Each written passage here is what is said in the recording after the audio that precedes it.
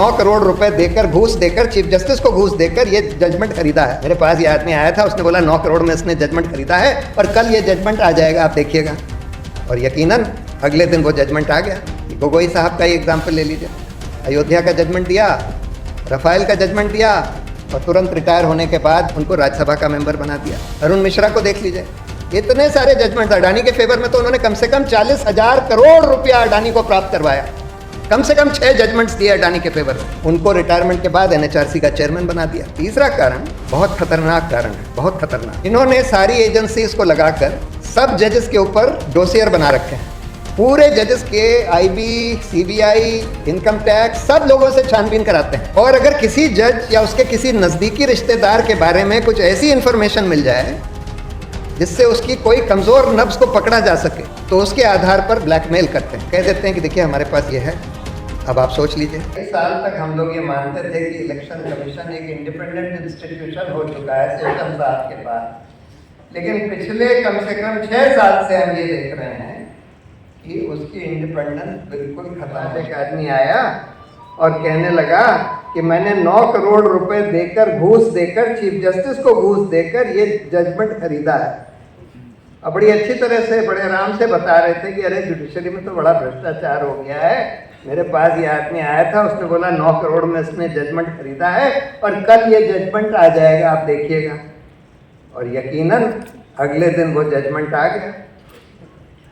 तो ऐसे ऐसे लोगों को आपने इलेक्शन कमिश्नर बना दिया, तो नेचुरली अब कोई इंडिपेंडेंस नहीं। मोदीकरण जैसे जैसे हुआ है वैसे वैसे एक स्वतंत्र मीडिया यूट्यूब पर, इंटरनेट पर और सोशल मीडिया के ऊपर खड़ी हो गई। और ये इंडिपेंडेंट मीडिया में धीरे धीरे करके, जैसे जैसे अच्छे अच्छे जर्नलिस्ट मेन स्ट्रीम मीडिया जिनका गोदीकरण हो चुका था उनसे फ्रस्ट्रेट होते जा रहे हैं, वो अच्छे जर्नलिस्ट वहाँ से धीरे धीरे निकल कर अपना इंडिपेंडेंट मीडिया खड़ा कर रहे हैं। और मेरा मानना ये है कि आज इस इंडिपेंडेंट मीडिया का जो इन्फ्लुएंस है ये गोदी मीडिया से ज़्यादा है।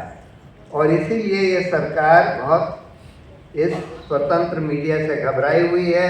न्यूज़ क्लिक पर रेड करने का भी एक बड़ा कारण ये था। अब लास्ट सवाल ये है कि न्यायपालिका। देखिए, न्यायपालिका को तो संविधान ने बिल्कुल स्वतंत्र बनाया था। ये माना था कि ये सरकार से बिल्कुल स्वतंत्र रहेगी और इसीलिए इनका रिमूवल प्रोसेस या इनके ऊपर डिसिप्लिनरी कंट्रोल सरकार का नहीं रखा गया था।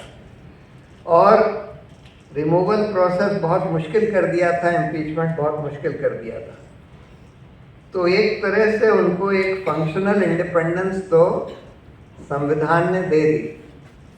लेकिन हम देख रहे हैं कि मीडिया ये सब देख रही है कि 6-6 साल से आपने भीमा कोरेगांव गांव के लोगों को बंद किया हुआ है, जेल में सड़ रहे हैं, ट्रायल भी नहीं स्टार्ट किया।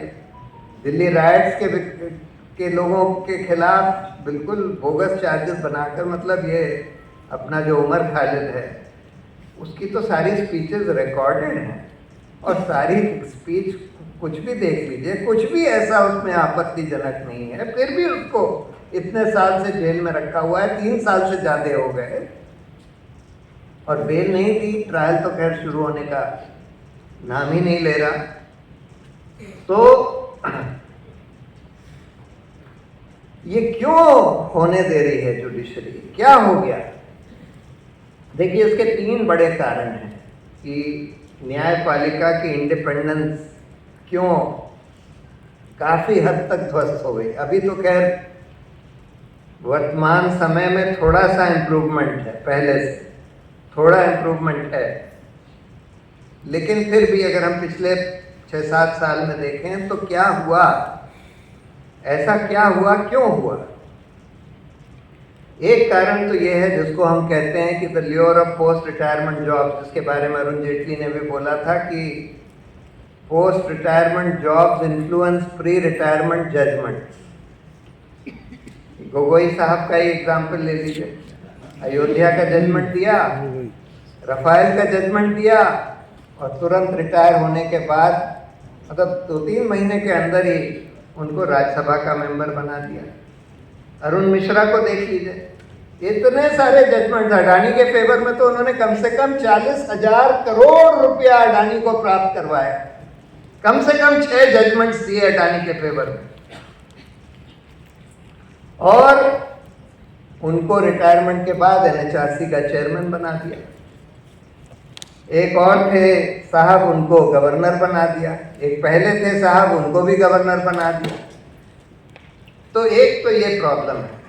दूसरी प्रॉब्लम है कि देखिए, जजों का चयन, हाई कोर्ट और सुप्रीम कोर्ट के जजों का चयन जो है, अब सुप्रीम कोर्ट ने ही एक जजमेंट से अपने हाथ में ले लिया और बोल दिया कि सुप्रीम कोर्ट के 5 जजेस का कोलिजियम तय करेगा, सीनियर जजेस का। लेकिन वो तय भी कर देते हैं तो सरकार नियुक्ति ही नहीं करती। अगर उनको लगता है कि भाई ये आदमी तो स्वतंत्र होगा, हमारी बात नहीं मानेगा, तो उसका वो नोटिफिकेशन ही नहीं इशू करते। हम लोग का एक केस चल रहा है सुप्रीम कोर्ट में, जिसमें कि 50 लोग ऐसे हैं जिनका कोलिजियम ने रेकमेंड किया और सरकार ने उनकी नियुक्ति नहीं करी, सालों साल उस पर बैठे रहे। फिर कानून ये कहता है कि सरकार के पास एक ऑप्शन है कि वो एक बार रिकमेंडेशन को वापस कर दें, उसके बाद अगर यूनानिमसली कोलिजियम रीटरेट करता है तो सरकार को अपॉइंट करना पड़ेगा। हम देख रहे हैं कि कोलिजियम कम से कम ऐसे 17 केसेस ऐसे हो चुके हैं हाल में कि कोलिजियम ने यूनानिमसली रीटरेट किया और फिर भी सरकार ने नोटिफिकेशन इशू नहीं किया, नियुक्ति नहीं करी। तो इंडिपेंडेंट जजेस का अपॉइंटमेंट ही नहीं होने देते। जस्टिस मुरलीधर के केस में भी यही हुआ। तो दूसरा कारण ये है। तीसरा कारण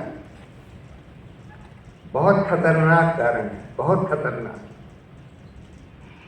इन्होंने सारी एजेंसीज को लगाकर सब जजेस के ऊपर डोसियर बना रखे हैं। पूरे जजेस के आईबी, सीबीआई, इनकम टैक्स, सब लोगों से छानबीन कराते हैं।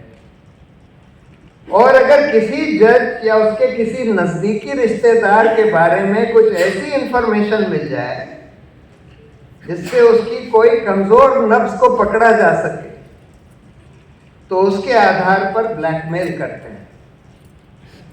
वो कह देते हैं कि देखिए हमारे पास ये है, अब आप सोच लीजिए।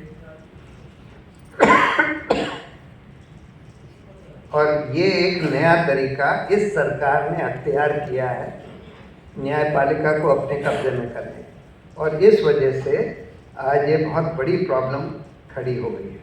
लेकिन अच्छी बात ये है कि आज उसके बावजूद भी शाहरुख जैसे बहुत सारे अच्छे और बड़े पब्लिक स्पिरिटेड लॉयर्स खड़े हो गए हैं, और बहुत सारी ऑल्टरनेटिव मीडिया खड़ी हो गई है इस देश में, जिसकी वजह से आज भी हमको लोकतंत्र को या अपने रिपब्लिक को बचाने की उम्मीद है। और इसी उम्मीद के साथ मैं अपनी बात खत्म करता हूँ। Thank you very much.